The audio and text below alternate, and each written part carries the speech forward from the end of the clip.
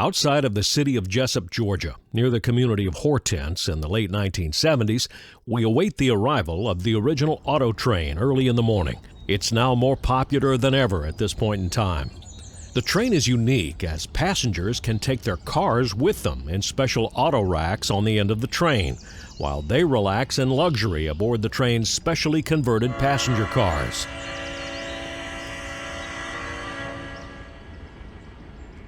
Around 7:28 a.m., a horn is heard in the distance, followed by the bright headlights in the early morning fog.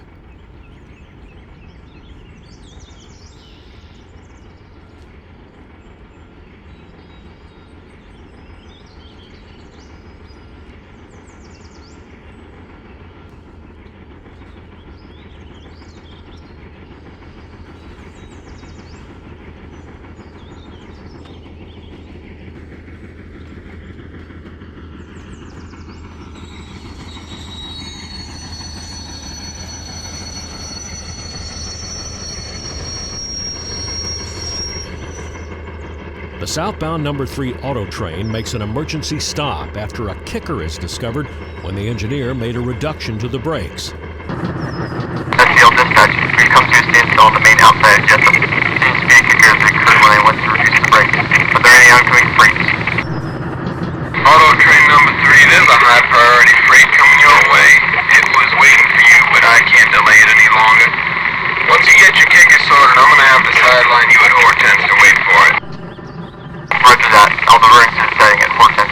Over. After notifying dispatch about the delay, the auto train is ordered to head into the siding to allow a Seaboard Coastline freight train to take the main.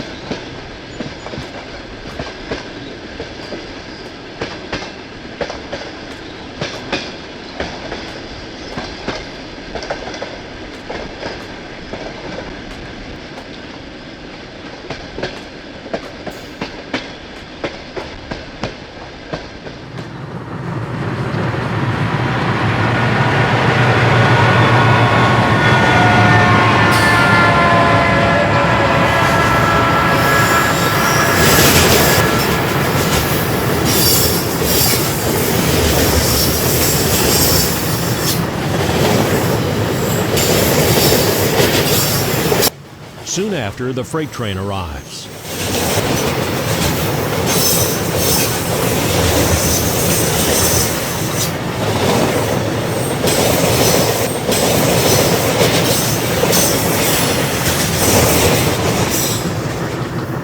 And is gone within minutes, with dispatch giving clearance to the auto train. It departs with its long consist in tow.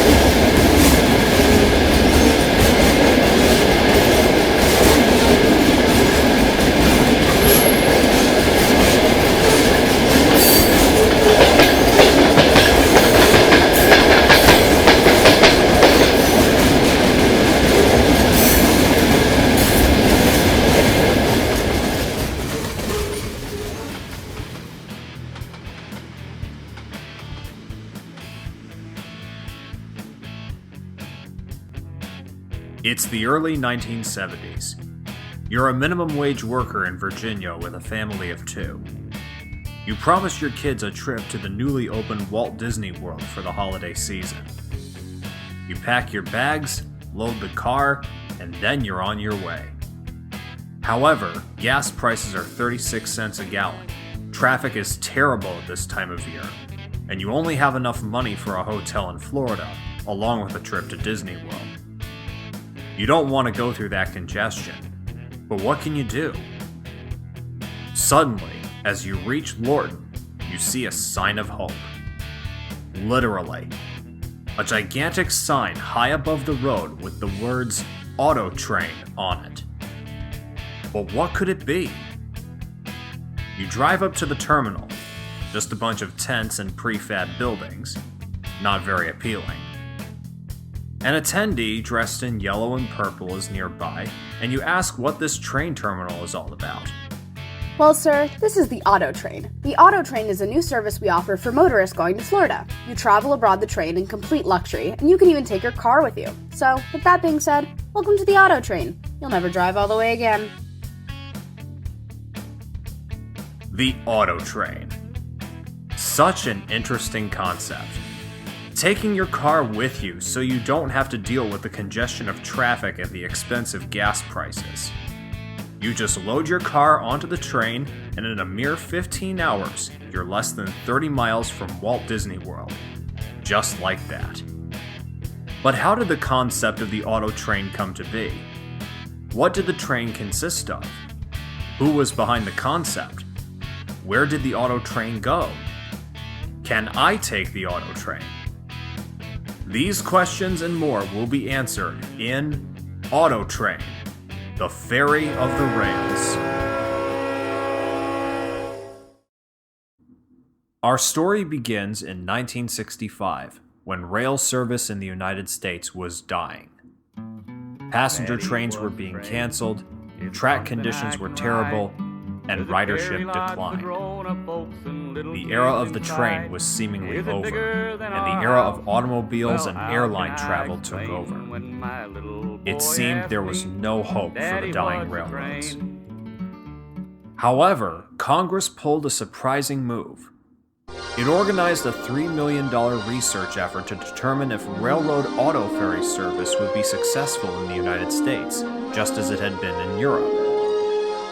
This concept had been tested by both the Baltimore and Ohio Railroad and Canadian National, but was not found to be economically viable by the former, and the latter canceled their service in 1976.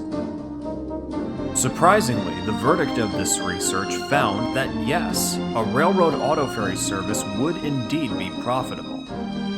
However, Congress specifically stated that it should be pursued by a private organization in order to be feasible, and the terminus points should be Washington, D.C. and Jacksonville, Florida.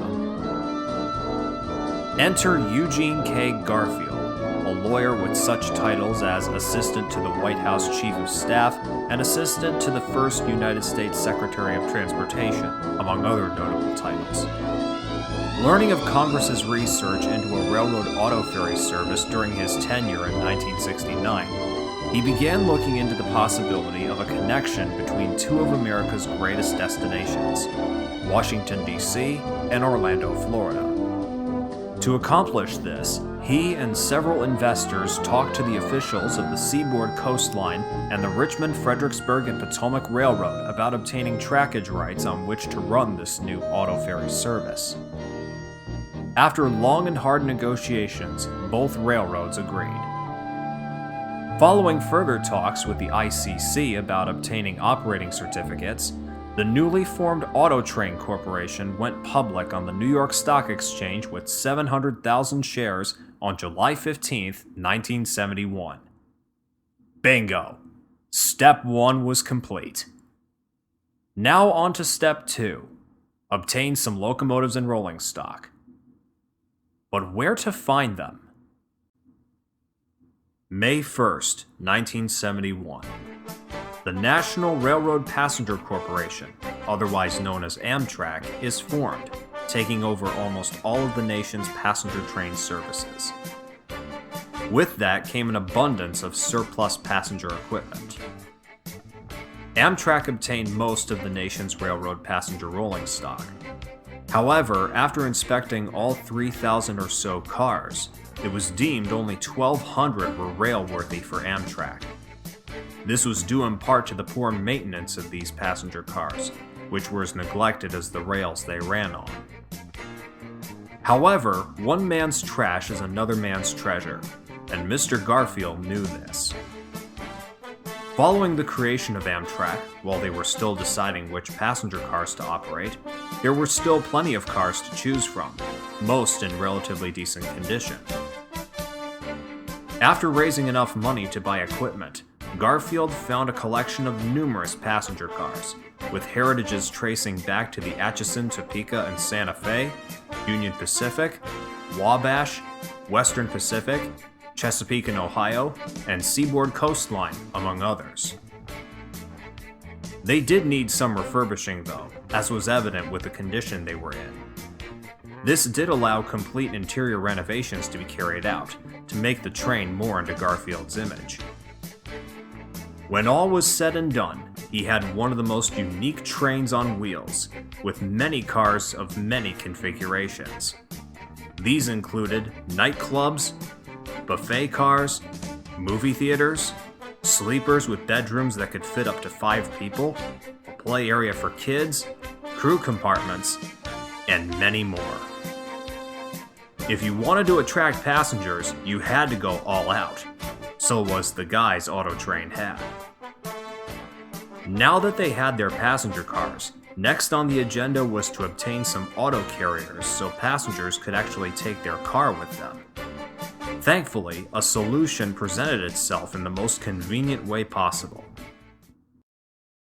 The Canadian National Railway had a problem on their hands.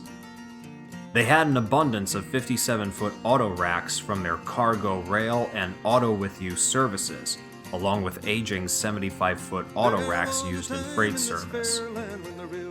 Autotrain Corporation went up to CN, and negotiations were underway to purchase some of their equipment.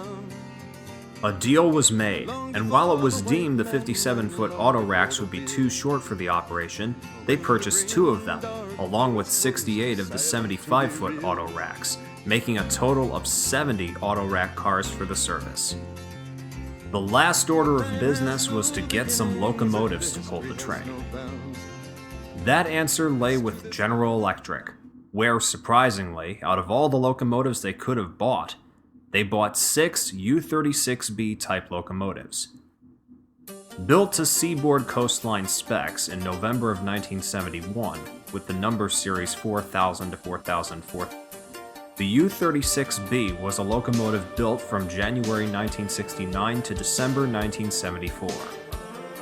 The name stood for Universal Series 3600 horsepower AAR B-type 2-powered axles. They were equipped with Blomberg B-type trucks, firecracker antennas, gyro lights, and Leslie RS-5T air horns, specifically the RR0 subclass.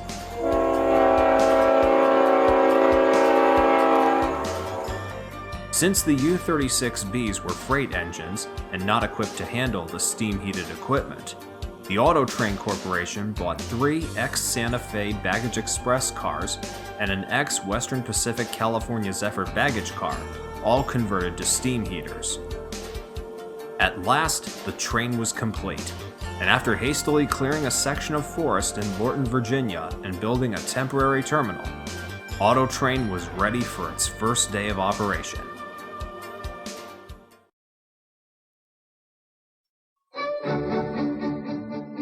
Autotrain introduces its new luxury service to Florida. You'll be served entrees like coq au vin, filet of snapper, shrimp curry, fine French wine. There's live entertainment and movies. You'll need reservations, so call now, toll-free. The Autotrain to Florida, for your car and you. It's the most gracious train service America has seen since the golden age of railroad travel.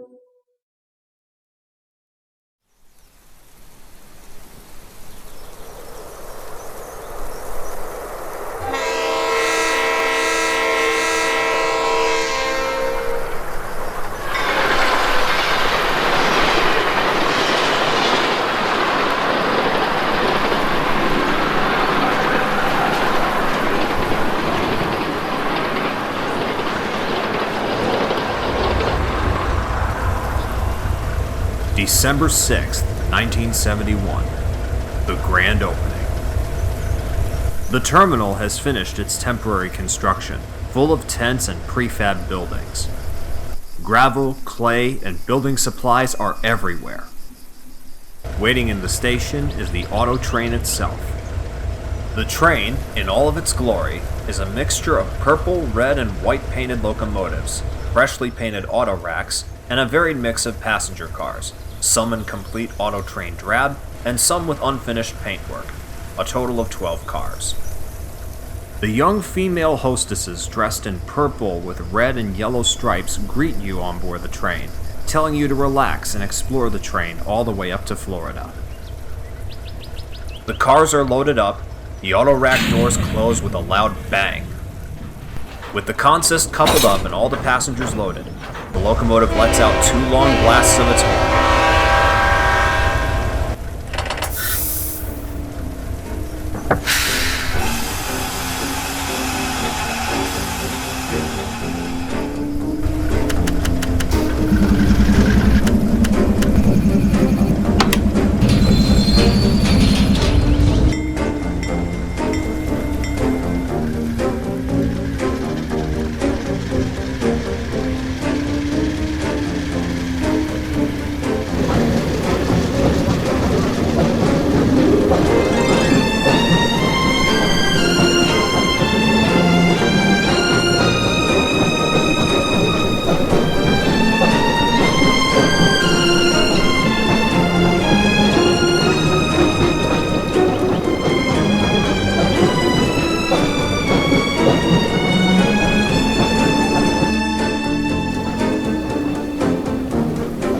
Slowly but surely, the train is moving.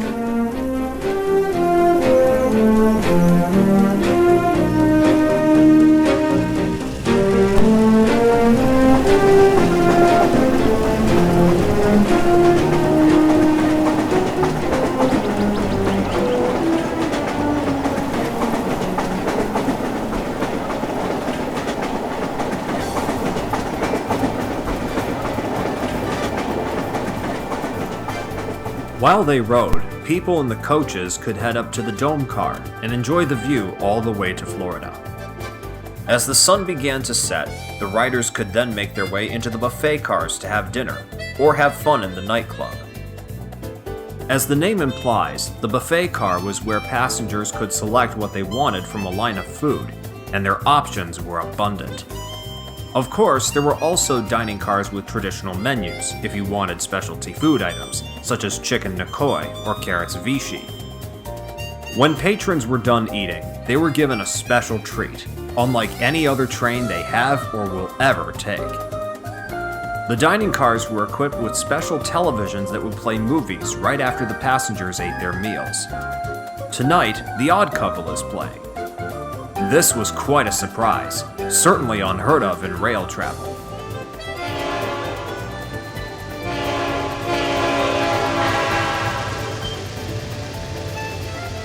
It's almost time to get some shut-eye. After watching the performer and getting a drink in the big dome, you go back to the sleeping car you paid for, open the door, and sitting on your bed is a welcome card and a coloring book for the kids.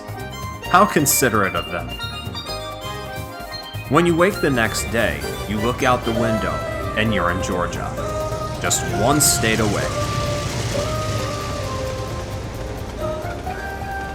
You get up and go back to the buffet car to get some breakfast. The hostess in the car has set up games for your children to play. It's only another 2 hours or so until you finally arrive in Florida. As the patrons disembark the train at around 9 a.m., they walk across a temporary wooden crossing amidst TV cameras and photographers, news reporters, and journalists. The cars are unloaded, and the passengers are giving the train glowing reviews, of course with the few first-day hiccups pointed out. Daily service started soon after the first day, and the New York Times soon declared as the months went by and as popularity increased, the auto train is off with a hit.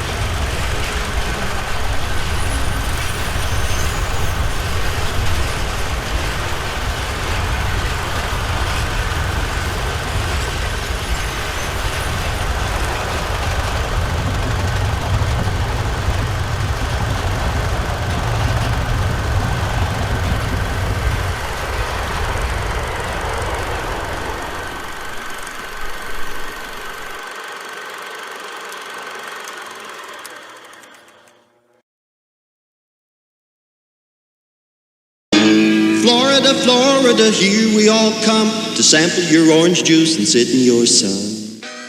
With the first day of success, and thanks to several TV advertisements, as well as a huge ad in the New York Times, the message got out about the auto train. Well, there's no wasting gasoline, no wasting time on the auto train. People began to flock to the makeshift auto train terminal in Morton, Virginia to migrate down to sunny Florida. It was a train like no other. The passengers absolutely loved the idea of having the convenience of your car taken with you as you traveled to Florida in style. As the trains grew longer and longer to accommodate more passengers, Autotrain noticed that they needed more locomotives to help pull trains numbers 1 and 2, and the soon-to-be-added trains numbers 3 and 4 in December of 1973. To accomplish this, they ordered 5 more locomotives to add to their roster in 1972. This was a good idea, as the train exploded with passengers and extended from 20 cars long to 30, from 30 to 40, 40 to 50, and so forth. It earned the title of the longest passenger train in the world, a title it still holds to this day. The rolling stock roster also expanded, with the addition of more steam generator cars, including 4 converted from Northern Pacific steam locomotive tenders, a former Great Northern Express boxcar, and 2 ex-Union Pacific E9B units. After a decision to move the auto carriers behind the coaches to reduce the coupler slack when the train moved, the company bought 5 former Florida East Coast cabooses specially converted from boxcars to put on the end of the train, as FRA requirements at the time mandated all trains running with freight to have a caboose. Autotrain made some special modifications of their own to the cabooses, replacing the bay windows with cupolas so the rear-end crew could see over the auto racks. This essentially made them the tallest cabooses ever put into service on any railroad. Even taller were the hybrid auto-rack caboose cars, of which 3 of them were converted in 1973. To appeal to even more passengers, a boutique was built out of an old caboose and boxcar and put right next to the stations in Lorton and Sanford. There, passengers could buy all kinds of memorabilia and even grab a snack or a sandwich. The service was so popular that in 1974, Amtrak tried to compete with Autotrain with their own auto ferry service called AutoTrack by building 20 modified auto racks and running a test train from Poinciana, Florida to Indianapolis, Indiana. Needless to say, this did not take off, leaving Autotrain dominant, though it certainly left Garfield fuming that the government would try and take over his concept.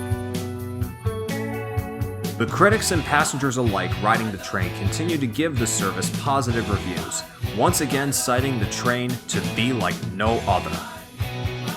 Many passengers were given special treatment by the staff, who were known to be very friendly and warm. Many of the staff have memories of the auto train they will never forget. Let's not forget about the passengers, shall we? Oh, it was fantastic. Okay, the first 2 trips we did, we were on the seats. We did coach. It was so exciting. I mean, didn't have like the waiting rooms like they have now. They had like a little area where you could wait, but as soon as you checked in, then you went right to your seats. We settled in, and they had magazines for us, and for the kids, they gave us like little pins to wear and some coloring things, and it was real exciting. It was a great trip. I do remember the scariest thing was we were in the dining car having dinner and looking out, and I believe we were going over either the James River or the Roanoke Rapids, and it was pretty scary. I mean, it was high up, and I remember kind of feeling a little scared about that, but it was a beautiful view. That kind of sticks out in my mind from what I remember. I do remember after dinner the entertainment was the guitar player, and he played a lot of John Denver songs. And I believe that as we were coming into Rocky Mount, North Carolina, he started singing Rocky Mountain High as we passed into that. I do remember that. And I remember that the food was very good. I don't remember what we ate, but it was very good. Yes, the auto train was successful, profits were made, passengers were happy, and everything was as dandy as could be. Until March 13th, 1973.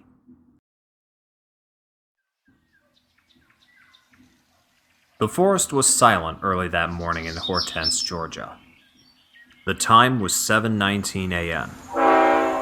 Auto train number 1 southbound with a total of 30 cars came rushing at around 77 miles per hour from Jessup after departing from Lorton the night before. Most of the passengers were still asleep. Others were just getting their breakfast. Fog hung in the air, but the powerful headlights of the locomotive sliced through it, showing a clear track ahead. Meanwhile, a semi with a load of pulpwood came bearing down the road, approaching the tracks. The lights began to flash and the bells sounded as the auto train raced for the crossing. Strangely, the truck kept its 35-mile-per-hour pace and showed no signs of stopping. As the train inched closer and closer to the crossing, the engineer noticed the truck was not slowing down. He let out a long blast of the horn, warned his crew, and slammed on the emergency brakes. Not moving!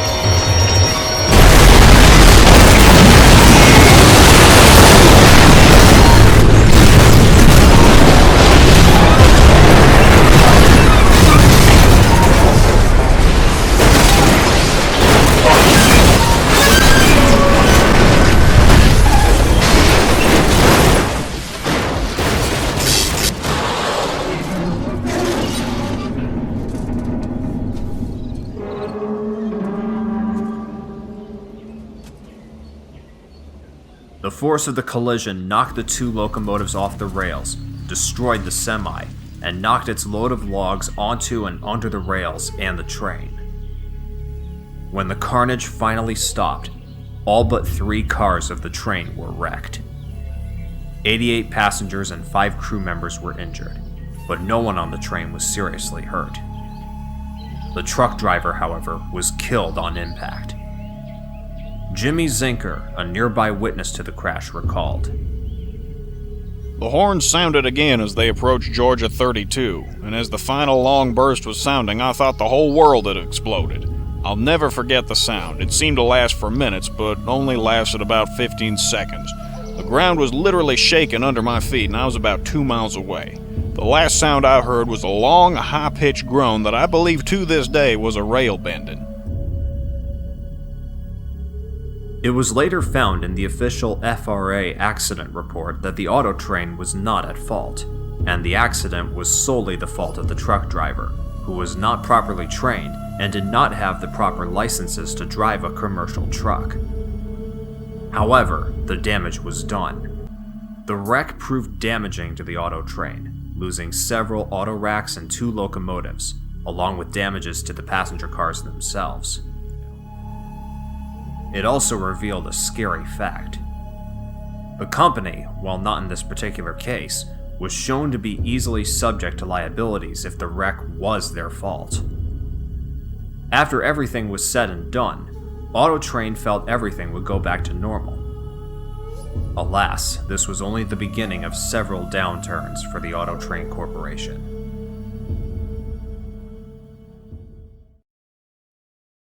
There probably isn't a more beautiful time to drive up north or to the Midwest than right now.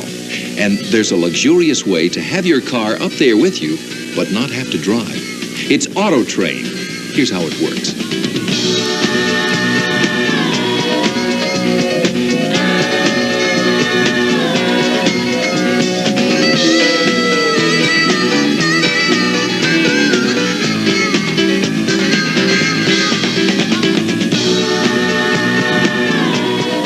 Trains leave for the Northeast and for the Midwest from just outside Orlando. Here's a toll-free number. Call for all the details and take the easy way out. On the auto train, on the auto train, on the auto train, on the auto train. Despite the wreck, ridership of the train and its popularity continued to climb. 3 more locomotives were ordered in 1974 to replace the destroyed 4001 and 4004, and to help out the remaining 8 locomotives with existing trains. While the success of the auto train had been more than profitable, Garfield felt that the train could be more successful with an extension. In an interview in the 1973 inaugural issue of Auto Train magazine, Garfield stated, "We felt we should do one route at a time. Get it operating at a profit, learn from it, and apply whatever we learned from this route to the next route." In this case, he was talking about his planned expansion to Louisville, Kentucky, and other possible extensions. It was a bold choice, selecting Kentucky for an extension. Behind the reasoning of the planned extension was a mixture between everyone migrating to Florida during the winter months and services to other areas would seem profitable. Studies showed that most of the snowbirds that migrated to Florida were from the Midwest during the winter months, so it made sense to Mr. Garfield to extend. It seemed reasonable at the time. After deals were struck with the Louisville and Nashville Railroad, the plans were finalized, and on May 24, 1974, service to Louisville, Kentucky began. In the beginning, it seemed that everything would be fine. However, had Auto Train been paying attention to what was happening to Amtrak's Florida to Kentucky train, the Floridian, maybe they would have reconsidered.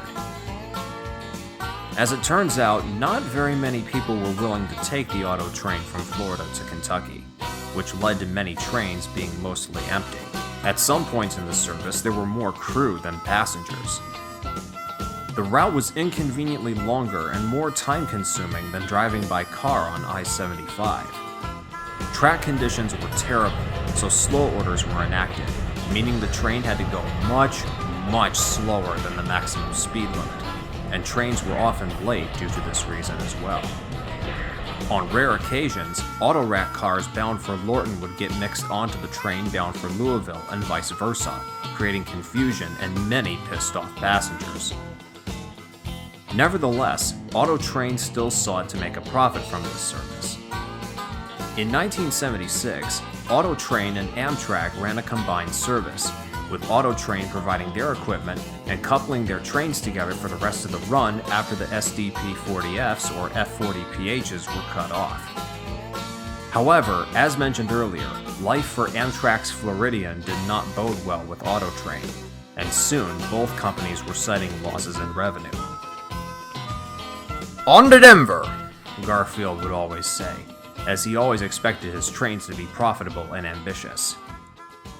Ambitious was the perfect word to describe Auto Train. But profitable? Where was the profit?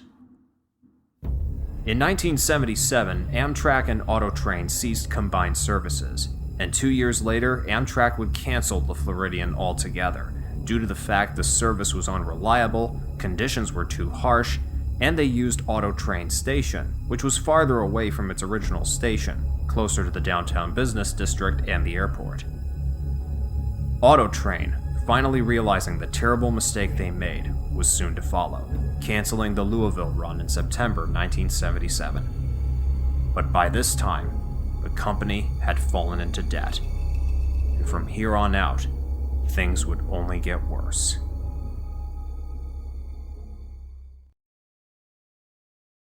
(1976), the American Bicentennial. It was a time to celebrate for America, with the 200th birthday of a great nation in sight. Many of the nation's railroads had painted their locomotives into patriotic colors, joining in on the celebration. However, Auto Train did not have time nor the funds to celebrate. They had major problems on their hands. The Louisville service was a complete and utter disaster. Nothing had went like Garfield had hoped. Passengers were complaining of late arrivals and uncomfortable rides. Not the fault of Autotrain, but the maintenance of Louisville and Nashville Railroad's track was comparable to that of Penn Central's abysmal track work. But the riders didn't know, nor did they bother to care.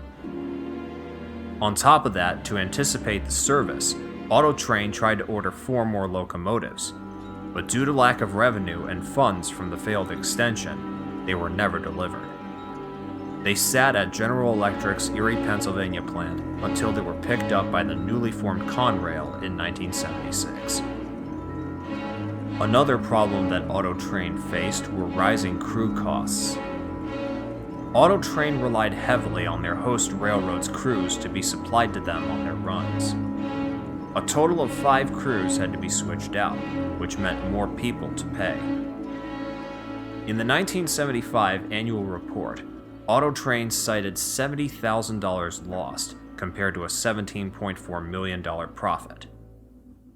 While that may not seem bad to the average person watching this, to those who know business, it's bad news. As his dream began to go into a complete tailspin, Eugene Garfield thought, how could things get any worse? He got his dreaded answer. 2 derailments.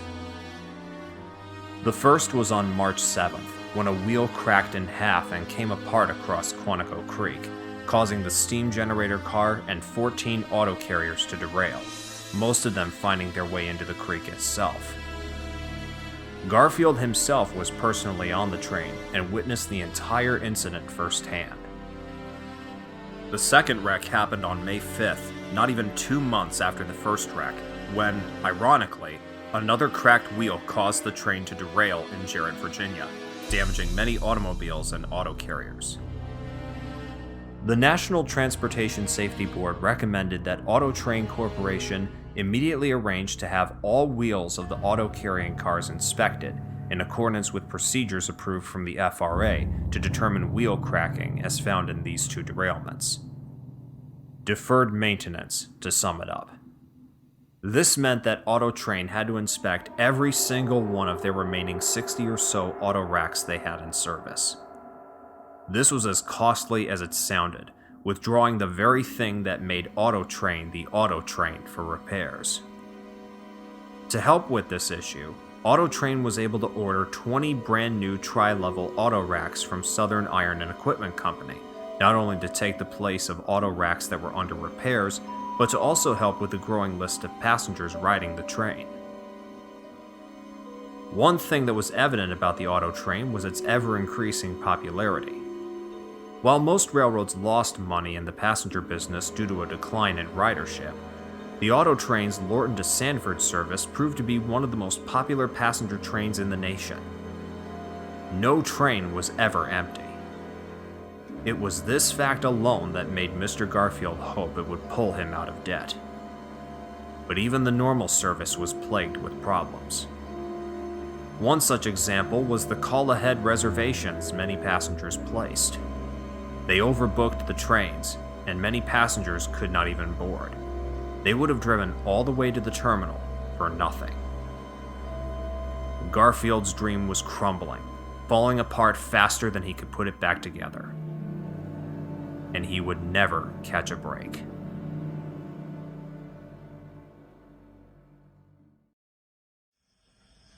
Garfield tried many different ways to make a profit for his railroad, including taking out loans and even advertising the train even more than it already had been. At one point, Garfield even tried to start up a freight car leasing service, and even signed on for an extension to Mexico, and for a truck train service over the Lorton to Sanford route. None of these plans ever came to fruition. Sometime in 1977, Autotrain tried 2 of their options. The first was to lease their locomotives and auto racks into freight service on the seaboard coastline. This was also arranged to help pay off debts to SCL to allow further operations on their rails. The second was a bit more successful, when Autotrain and Walt Disney World entered a partnership where they would advertise each other. Auto Train on billboards, and Disney World on a drumhead on their own trains that ran throughout the park.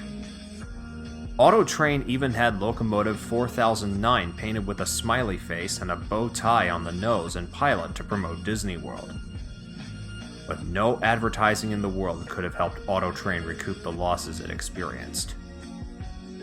Operating costs became too much for Auto Train, and the Richmond, Fredericksburg, and Potomac and Seaboard Coastline railroads were starting to become angry that their debts weren't being paid to them. Eventually, both railroads announced that they wanted to sue Auto Train for late payments and withdraw their rights to run on their rails.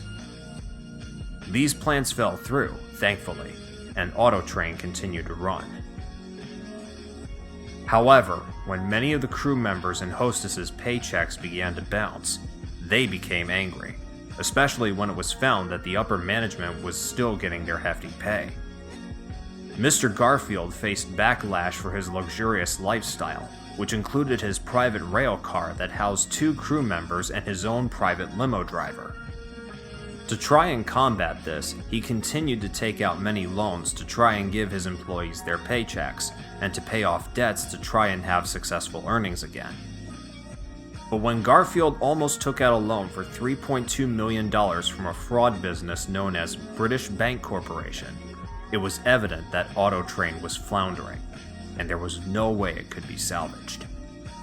To make it even worse, according to the Washington Post, the IRS hit Auto Train with a line for $500,000, claiming the railroad owed the government more than $2 million in taxes. Their checkbook was not the only thing to get hit with bad luck, but their locomotive fleet also took a hit. Because Auto Train could not pay for maintenance, their locomotives were bad ordered one by one and taken out of service. Eventually, Auto Train had almost no locomotives to pull their trains. This meant they had to lease several locomotives from various railroads, like RFMP EMD GP35 locomotives, SCL EMD GP40-2 locomotives, and even reactivated Amtrak E9 locomotives brought out of retirement. At one point, even the infamous SDP-40F locomotives were brought to help out the dying Auto Train. And then, another stroke of bad luck. Another wreck. On February 24, 1978, at Florence, South Carolina, where one of the crew changes takes place, Auto Train number 4 derailed when one of the locomotive's axles broke, causing the locomotive and 19 passenger cars to get strewn all over the right-of-way. Many passengers were injured. Eugene Garfield started to panic, and in an act of desperation, they raised the prices of fares to try to earn more revenue. An example being the $190 round-trip fare for 4 adults in their automobile being raised to a staggering $466. This tactic, of course, didn't work, and instead caused a lack of business, so described by Auto Train. And to add salt to the wound, the airline companies that Auto Train fought to compete with ultimately ended up being much cheaper than Auto Train's own service. An example being Eastern Airlines' Super Saver deal, which included a round trip from Washington, D.C. to Orlando costing only $250. And renting a Chevy Nova only cost $98 a week. Garfield was not the only one affected by his railroad's financial strain, but his working staff were as well.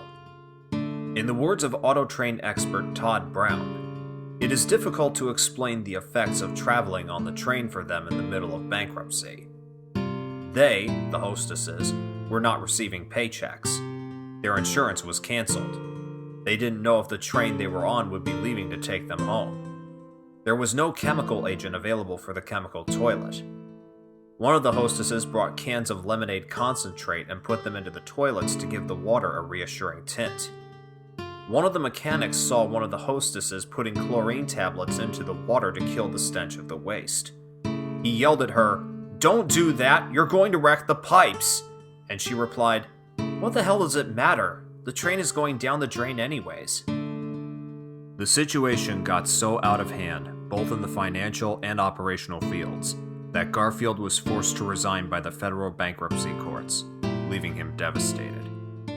Soon after, on September 8th, 1980, Auto Train Corporation filed for Chapter 11 bankruptcy.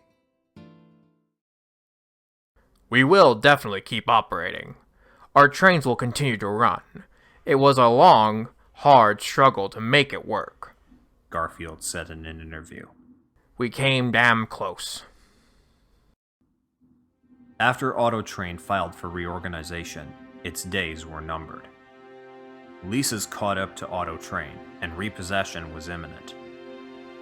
This, combined with previous factors, meant that contrary to Garfield's statements, Auto Train would have to cease operations and run one last time. Employees lined up for their final paychecks, and Auto Train set a date for its final run, April 30th, 1981.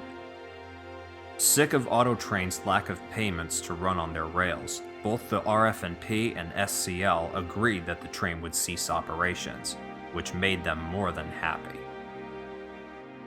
It was an emotional and heartfelt day for everyone, crew and passengers alike. Many of the crew, who had worked the train since the beginning, were there for the final run. Passengers too, both the snowbirds migrating to Florida and patrons wanting to be a part of railroad history. Passengers lined the station, eager to get on board. There was plenty of staff on the train, both old and new, current and former. The locomotives couple on, but they're not the normal red, white, and purple Auto Train U-36Bs. Instead, it's leased power from the Richmond, Fredericksburg, and Potomac Railroad, providing GP35 locomotive number 137, the Seaboard Coastline, providing GP40-2 locomotive number 6620, and Amtrak, providing E9B locomotive 669 for Auto Train's main power. It's arranged that both the northbound and southbound Auto Trains will meet up midway at Florence, South Carolina, so the crews could switch between trains so they could go home and not be stranded on the other side of the country after the final run. The train leaves, and the marker lights on Caboose 93 fade into the distance.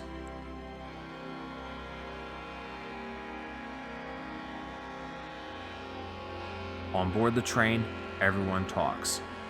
Crew to passengers, crew to crew, passengers to passengers, and so on. The crew recounts their days working for Auto Train, from beginning to end. Meanwhile, the same luxurious service that has always been provided to the passengers is still provided on this final run. Only this time, the hostesses make sure this will be the best ride Auto Train has ever given.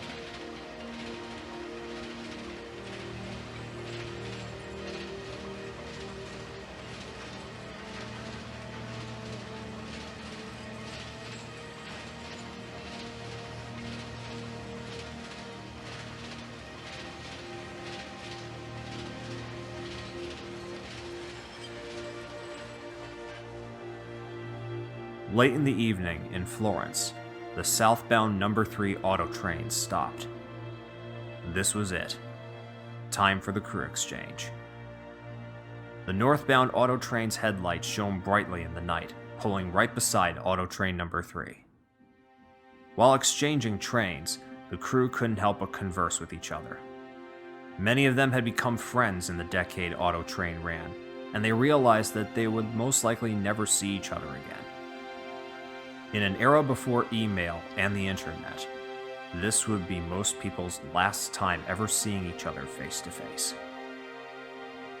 Tears were shed, hugs were shared, and many goodbyes were exchanged. The mood was heavy with everyone. "All aboard! All aboard, folks!" called Henry Hall, his voice trailing and lowering as even the emotional moment caught up to him.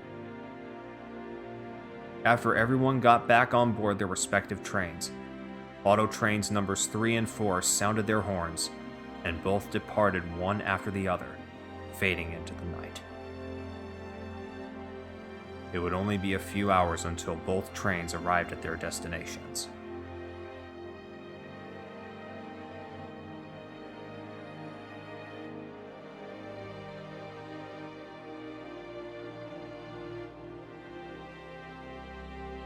In Lorton and Sanford, respectively, the crew members working the train got off, exchanged one final goodbye, hugged, cried, and swore, "Until we meet again."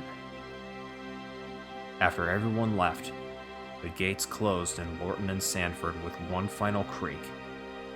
The locks were locked, and that was that. The auto train, and essentially Eugene Garfield's dream, was no more.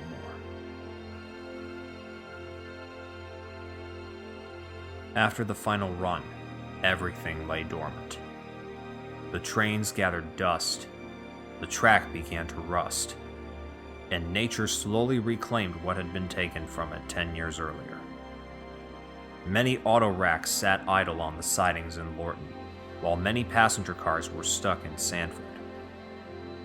Despite regular checks by posted security guards, vandals and trespassers alike both broke their ways in and damaged everything they could get their grubby little hands on. It was evident that the collection of locomotives and rolling stock being kept at the terminals would not be able to stay. They had to go somewhere.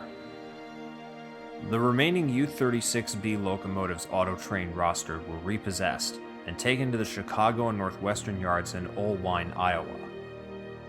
Sales were put on all the units, but no one ever came up to buy them. I came from Council Bluffs to Olwine for a school, and we were there just for that school. We just happened to walk out by a window and saw them. But they were telling us that they were going to be decommissioned and that they were going to be destroyed. Eventually, CN&W got tired of holding them, and in 1985, all 11 locomotives were cut up and scrapped on site. Many, but not all, of the passenger cars were lucky to be saved from the torch, however, as well as the switchers and even spare parts and equipment laying around. There was a private auction held, and there were many potential buyers that placed their bid on the rolling stock, such as the New York, Susquehanna, and Western buying several cars for their excursion service for a brief time, or to convert to offices. The Ringling Brothers Barnum and Bailey Circus buying many of the sleeping cars for their circus trains, or Union Pacific buying back many of their own dome cars from Auto Train for use on their business trains. Even one of the auto rack caboose hybrids was saved, and currently resides on the Fillmore and Western Railway in California. Not everything could be saved, though. 2 of the former Santa Fe Big Dome cars were set ablaze by arson and had to be torn up, and everything that wasn't sold after the auction was scrapped. Once all the cars were either sold or scrapped, everything was quiet. Everyone thought it was over. No more Auto Train. It had faded into history. Or so they thought. Having ridden the train in 1972, then newly elected Amtrak President W. Graham Claytor Jr. knew he had to revive the auto train service once it ended. He enjoyed his own trip on the train, and it had already been proven the concept could work. So many people were left asking, where did the auto train go? There were people unknowingly calling the offices, thinking they could still get a reservation on the train. Demand was still large for the service. To accomplish this feat, Amtrak bought the terminals in Lorton and Sanford and did a complete makeover to the exterior of the buildings. The remaining auto racks were repainted from their rusting red, white, and purple paint scheme into Amtrak's platinum mist coat and red, white, and blue Phase 3 stripes. Amtrak had a leftover collection of rolling stock from their recent head-end power conversion program, and were not interested in spending more money converting whatever auto train rolling stock remained in Sanford, so they had to use their own equipment to make up the train. However, as a result of this, the train only had about 2 or 3 dome cars. Coaches were replaced with the modern Amfleet 2 coach cars, and was certainly much less luxurious than its predecessor. They retained certain features the original auto train had, such as double bedrooms and the piano lounge. The train's first days of operation were almost the same as it was in 1971. There was a grand reopening, passengers boarded, and the train departed, led by 2 P-30CH locomotives, following the exact route the original auto train took the decade before. The final destination? Sanford, Florida. Just like the original, the new rebranded auto train was a huge success.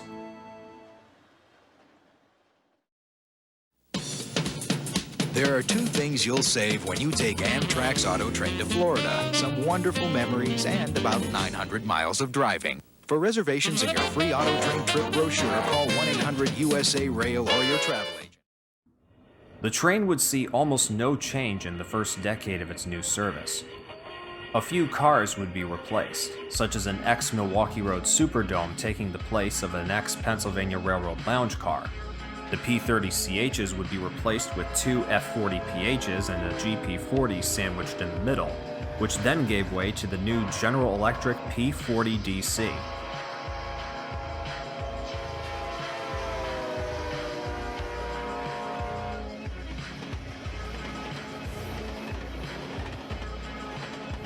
And then in 1995, the Heritage fleet would be replaced with Superliner cars. The last new change the auto train would see would be in 2005, when Amtrak replaced the aging auto carriers with newer and bigger ones that held more automobiles.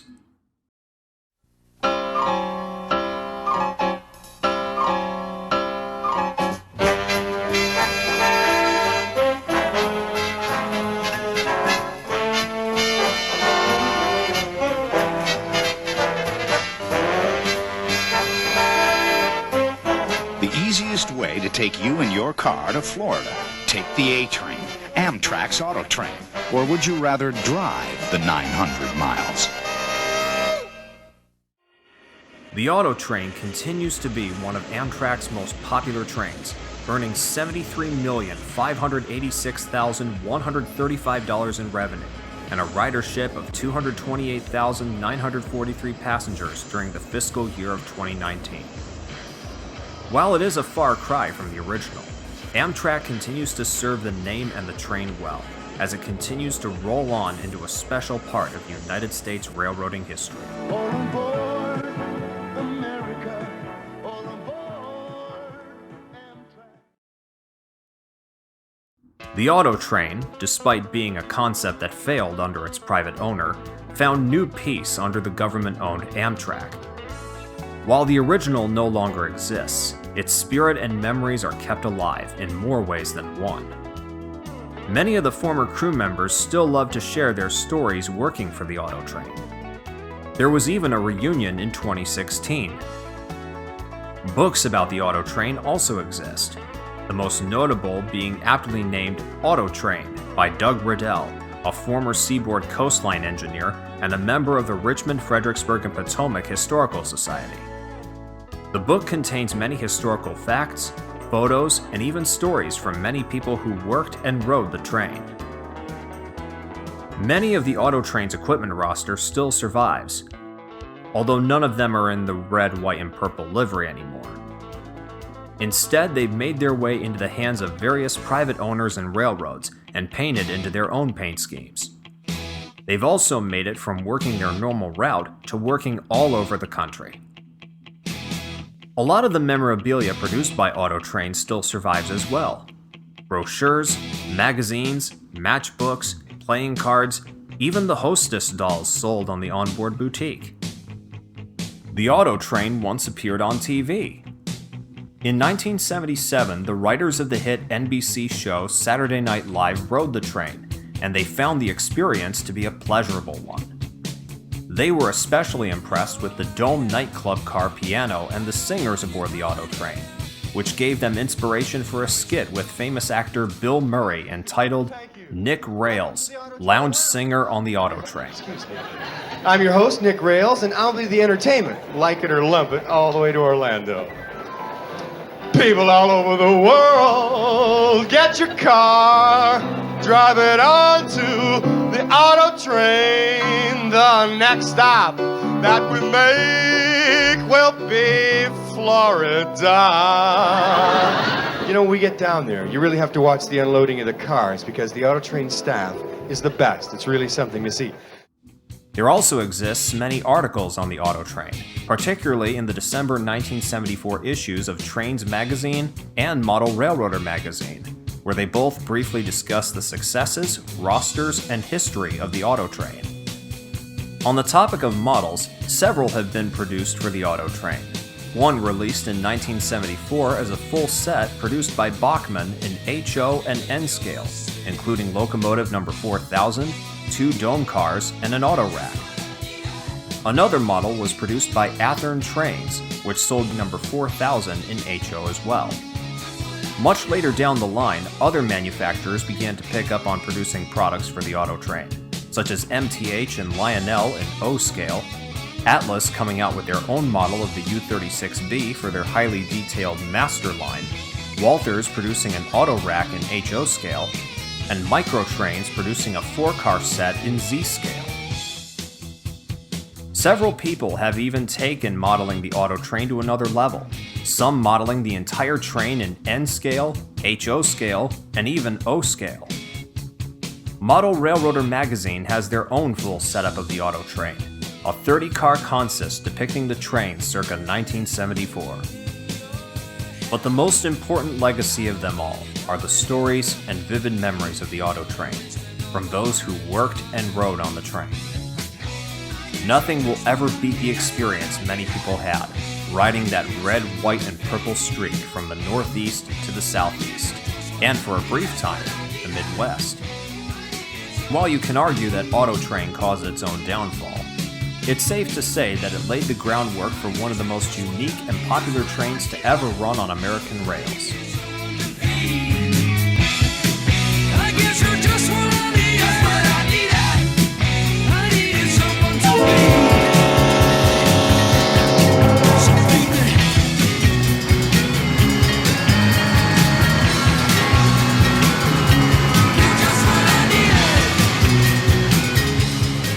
The Auto Train Corporation might be gone, but the spirit is and forever will be kept alive by the many former employees, riders, and onlookers who will continue to share the life, the story, and the legacy of the auto train, the ferry of the rails.